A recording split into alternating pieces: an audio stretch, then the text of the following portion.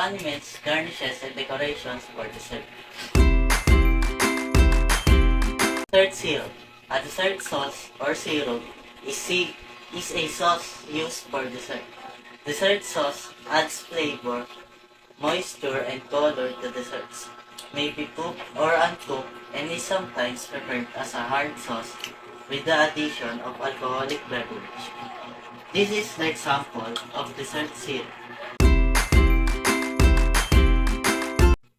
Cream anglaise is a custard-style cream sauce used for all sorts of dessert. Application,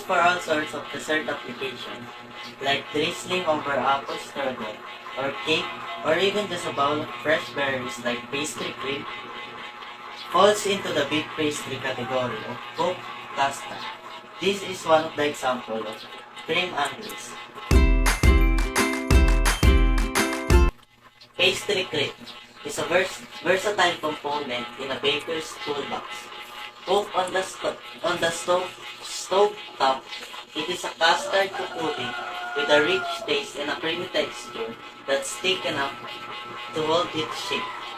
This is one of the examples of pastry creams.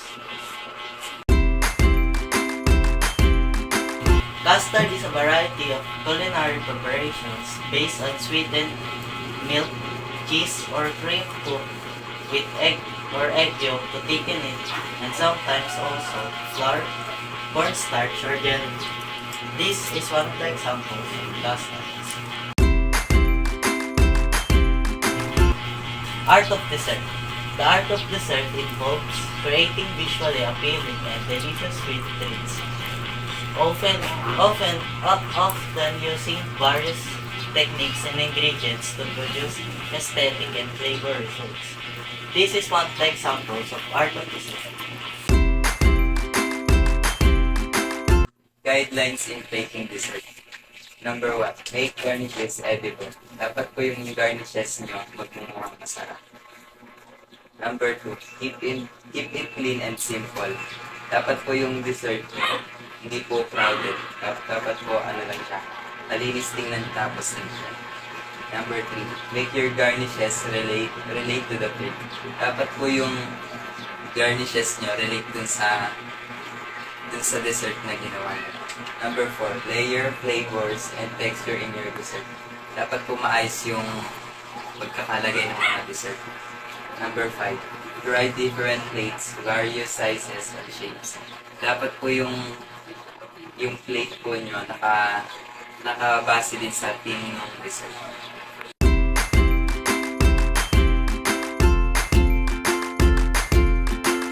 Number 1, the plate. When plating desserts, the choice of plate is critical to the final presentation. Remember, the plate is the frame of presentation. There are many sizes, shapes, and colors available. Choosing the right size of plate is important because food should not be crowded onto the plate. Dapat po yung pipiliin natin plate, babagay po siya dun sa dessert. Number 2, color. Always consider color as an important part of plate presentation. Always try to have a variety of colors on the plate. Green is fresh and full and can be sweet. Red is passion and excitement. Black is sophisticated and elegant. Blue is a natural appetite. Suppressant, it can make food look appetizing. Kaya mahalaga din po yung color para mas mabigyan buhay yung dessert. Number 3, texture. Texture is critical to food presentation as well as enjoyment. Contrasting hard and soft, smooth and coarse adds visual interest to your food, and it will enhance your customers' enjoyment with the food.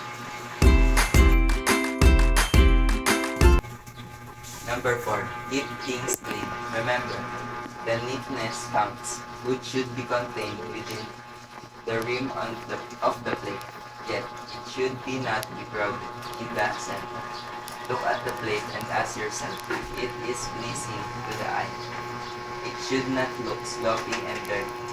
dapat po malinis yung mga yun, dapat po malinis kahit ano yung plate tsaka po yung dessert para po mas masarap po siyang tingnan at mas masarap yung lasa. To impress, garnishes and decoration can enhance your plate presentation.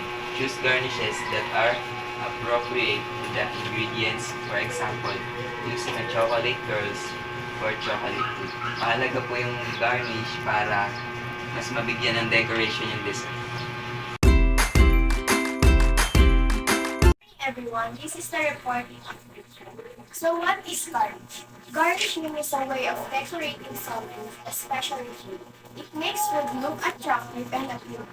Garnishes also added flavor to the food. So this is the example of garnish. We have 4 garnishes that add wow factor. We have fruit garnish, nut garnish, chocolate garnish, and cookie garnish. Fruit garnish. A fruit garnish is a decorative addition to a dish, typically a cumin fruits. The examples of fruit garnish are lemon, orange, lime, strawberries, raspberries, and blueberries. Ito po yung fruit garnish. Nilalagay po siya sa ibabaw ng cupcakes or ng iba't ibang pagkain. Dapat po siyang isakto or tama sa pinaka-itsura ng dessert para mas magmukha siyang nakaka-appreciate sa isang restaurant. Nut garnish. A nut garnish refers to use of various type of fruits as a decorative topping or accent on the dish. Ito naman po yung example ng nut garnish. Nilalagay po siya sa mga cake or sa ibang mas pampalasa para sa pagkain. Chocolate garnish. A chocolate garnish is a decorative element made from chocolate used to enhance the appearance and ingredients factor of the dish. Chocolate fish naman po, ito po yung nilalagay sa gilid or sa tabi ng mga pagkain like para po mas magmukha siyang maganda tingnan. Pwede rin po siyang gawin ng drawing or itsura sa isang dessert para may itsura po yung texture. Last is cookie garnish. Cookie garnish refers to the use of small, decorative cookies or cookie pieces as a topping or accent on the dish.